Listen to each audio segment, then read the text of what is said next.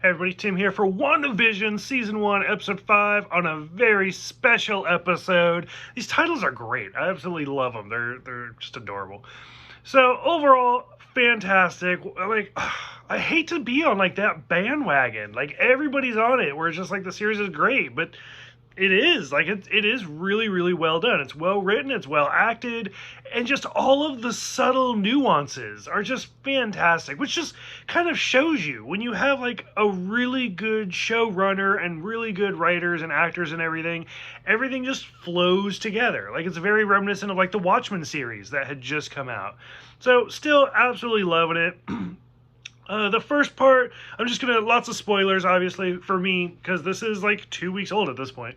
So the couple scenes that really stood out to me that I loved was Agnes actually breaking character. Like she's the one. Like everybody thinks it's Agatha Harkness, but I don't know. I'm not buying it. I could be wrong. I'm probably gonna be wrong because I just said that and everybody's watching this, but that opening scene where she's like, "Do you want me to take that again?" It's great. Like just her breaking character, because the most we've seen of that before is the scene where she's outside talking to Herb. So loved that. Thought it was great. Watching the twins grow up to 5.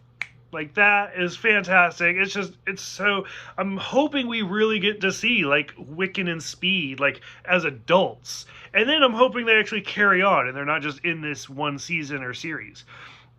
The opening like theme, my husband said it reminded him of Full House, which I mean I kind of get it, and it's funny because it's Elizabeth Olsen.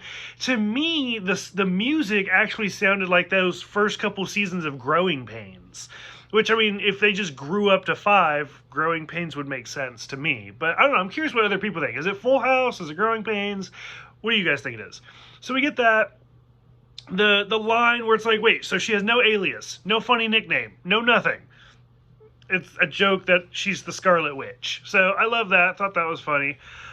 Seeing the boys grow up to 10, again, kind of making fun of TV shows where like kids just grow up so fast because they usually change the actors for the first couple years. Like once again, Growing Pains, like Chrissy, like just flew up to like kindergarten. So we get that. There's always been a lot of talk ever since like Endgame and Infinity War first came out.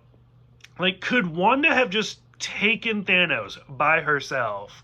Because realistically, Thanos almost gets beaten a couple of times. Like, everybody loves to point out the whole Peter scene, but I mean, they were very close to defeating Thanos.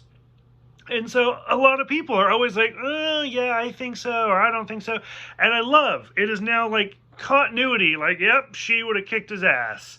Like, they should a little bit more time. So I thought that was great. Just talking about rewriting reality, which goes more with the comic books, stuff like the House of M and everything. I loved the email scene. So my husband, who's a little bit younger than I am, I mean, he had dial-up as well. But still, like, the second that, like, noise came on, I was, oh, God, I got flashbacks and PTSD and everything. I was like, nope, this is too much.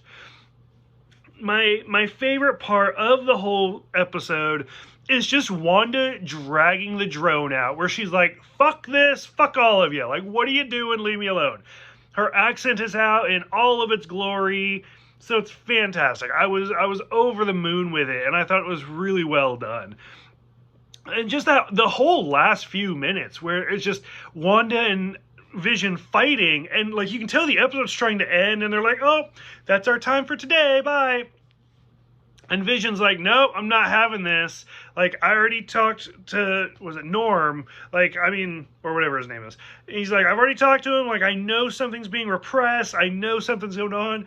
What is it? And just watching them fight. And then, of course, as soon as the knock on the door comes on, I was screaming. So I watched, like, late at night is when I watched this, and I'm screaming, and my husband's like, you're gonna wake up the neighbors, you're gonna wake up everybody, you need to shut up. And I was like, if it's Pietro, I'm gonna freak out. And he's like, well, too late, you're already freaking out. And sure enough, when they do the behind the head shot, I was like, oh my god. And then it's Evan Peters, like the Pietro, the Quicksilver from X-Men universe. So I was like, oh God, what are they doing? What's happening? What's going on? So much. It's so exciting. I mean, I'm pretty sure it is 100% confirmed that Tobey Maguire and Andrew Garfield are both going to be in Spider-Man 3, and Doctor Strange, Wanda is supposed to be in Doctor Strange 2, Mouth of Madness. Like, this season is supposed to lead right into that movie. And then Doctor Strange is supposed to be in Spider-Man 3. So if it is like a whole multiverse thing, like, it makes sense. Like, it is kind of like, okay, this is what they're doing. But like, even Darcy, like, she recasted him. Like, I'm so excited. I'm so happy just to see where this all goes. So, I don't know. I'm curious what everybody else thinks. I could just talk forever. So, thank you guys for watching. Thank you for subscribing. Let me know what you guys think about it, and I will see you guys next time for the all-new Halloween Spooktacular.